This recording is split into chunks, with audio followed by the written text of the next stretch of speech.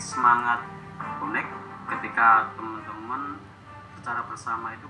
Nama saya Miftah Farid, saya sebagai koresponden di CNN Indonesia dan ditugaskan di Biro Surabaya. Presentasi atau mewakili sikap bonek waktu itu ketika memang... Saya tertarik menjadi peserta di acara PPNM tentang Sojo ini karena jurnalisme solusi bukan hanya mengangkat apa yang mereka alami, apa yang terjadi pada mereka, tapi juga menawarkan solusi. Nah, yang sama sekali tidak saya ketahui ketika sebelum berinteraksi dengan teman-teman dalam jurnalisme solusi itu adalah bagaimana kemudian komunitas atau kelompok atau orang yang bergelut dalam bidangnya itu memberikan impact pada kelompok lain.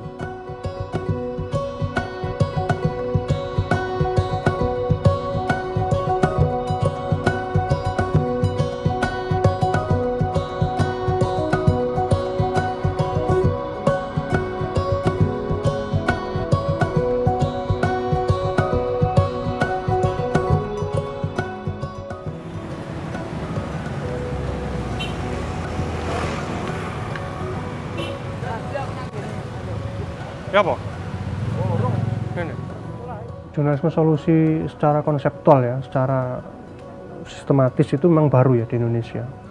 Tapi kalau secara praktik itu saya pikir ada banyak kawan-kawan yang sudah pernah melakukannya, meskipun mereka tidak memiliki pemahaman soal, oh ini ternyata Sojo.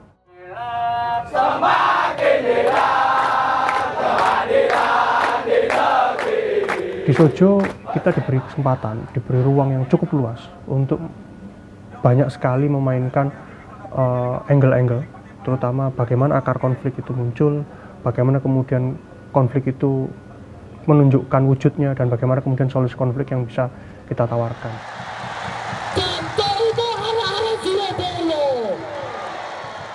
Sekitar 30 tahunan ini, sepak bola bertransformasi menjadi motif lain dari sekelompok pendukung sepak bola, dari hobi, dari awalnya untuk senang-senang, itu kemudian menebar benih-benih kebencian.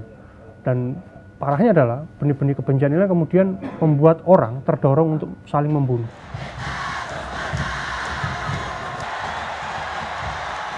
Saya melihat ini bukan hanya peristiwa insidentil, ini bukan peristiwa yang sesaat, dan kemudian pendekatan Sojo itu kemudian memberikan kesempatan bagi saya untuk menarik jauh ke dalam. Ternyata ada hal yang terstruktur, misalnya doktrin. Ada lagu yang dengan sukacita mereka nyanyikan bersama dalam stadion, dan itu menjadi gegap gempita dalam sukacita mereka nyanyikan, yaitu lagu, ada lirik yang cukup miris bagi saya, yaitu dibunuh saja.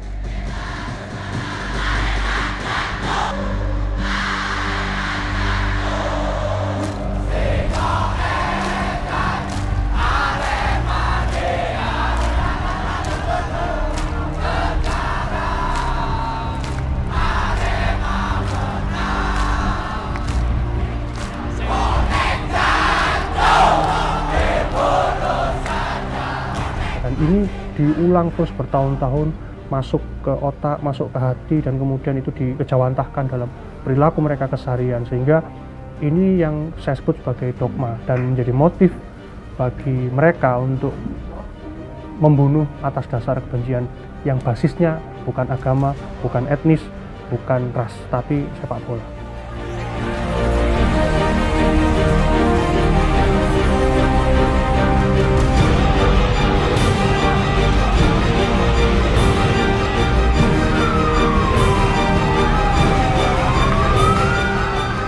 Begitu ide tentang liputan ini muncul, bahwa saya ingin membuat liputan tentang solusi jurnalis dengan isu pusara kebencian dalam kelompok pendukung sepak bola di Indonesia.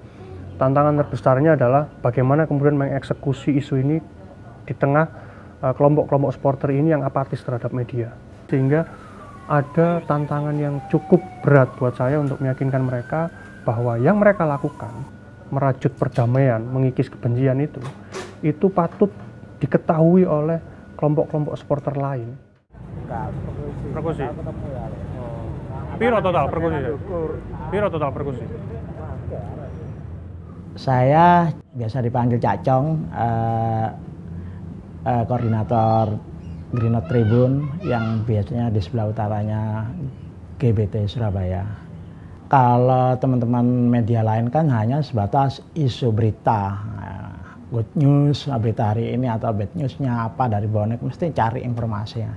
Kalau Mas Farid kan mencari informasi, investigasi apa yang sejarahnya dulu dilakukan bonek, terutama yang pemberitaan liputan yang kemarin tentang rivalitas itu ya, itu sangat berkesan ya menurut saya. Terutama dulu kita rivalitas dengan Solo, itulah di lapangan kita sering berantem dengan Lamongan juga. Ternyata kita bisa satu tribun. Itu yang di luar nalar mungkin teman-teman kok bisa. Padahal dulu saling membunuh. Solo, Surabaya, Surabaya, Lamongan itu. Tapi bisa kok satu tribun itu. Itu Mas Farid bisa membedakan itu, cara liputannya beda. Menurut Fajar, bonek aktif memutus mata rantai kekerasan. Cerita tentang upaya itu membawa saya ke kota Solo. Assalamualaikum. Oh ya, Pak Ayar. Ya, siapa? Alhamdulillah. Terima kasih. Saya berangkat ke Surabaya, ke Gresik, ke Solo, ke Jogja, ke Lamongan untuk bertemu dengan kelompok-kelompok yang dalam Sojo ini sudah masuk kategori yang bisa diukur, meskipun tidak dengan angka, tapi dengan narasi, bahwa ada jalinan perdamaian antara kelompok bonek dan kelompok pendukung Persela, dan juga kelompok Pasopati yang ada di Solo. Dan sangat nyata bahwa rajutan perdamaian yang mereka lakukan, meskipun sangat berdarah-darah secara konflik mereka, kebencian mereka sangat berdarah-darah, dan banyak sekali korban jiwa yang jatuh. Tetapi ada di antara mereka yang menuliskan cerita-cerita kecil, menjaga agar harapan perdamaian itu tetap ada.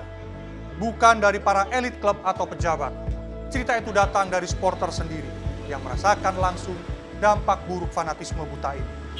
Konflik mereka 30 tahun lebih, tapi kemudian bisa tuntas, dan dari pendekatan Sojo kita bisa menarasikan cukup kuat bahwa perdamaian itu mungkin terjadi. Banyak yang kita lakukan, kampanye-kampanye yang kita lakukan. Pertama dari diri teman-teman bonek sendiri. Zero incident itu sangat penting sekali, karena buat apa kemenangan tapi ada korban.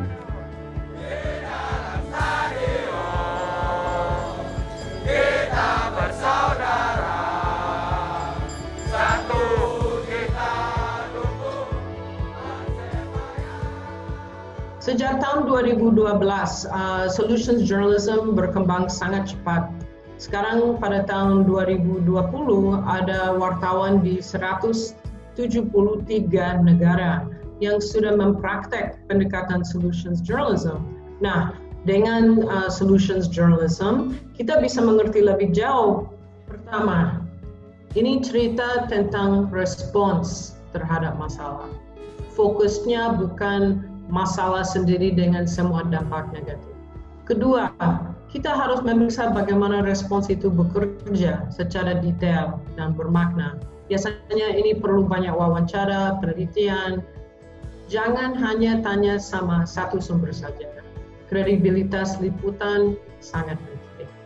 Yang ketiga, kita tidak hanya melihat niat baik. Kita harus tanya apakah solusi ini efektif, apa buktinya. Dan keempat, memberikan bukan hanya inspirasi tapi juga wawasan yang bisa digunakan orang lain. Supaya kalau saya baca sesuatu hari ini dan itu saya anggap menarik, apakah itu saya bisa lakukan langsung besok. Gitu. Kita belajar sesuatu dari liputan itu.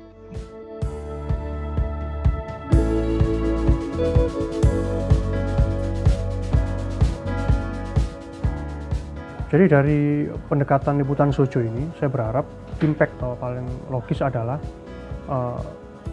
bonek itu akan lebih bertanggung jawab terhadap apa mereka lakukan.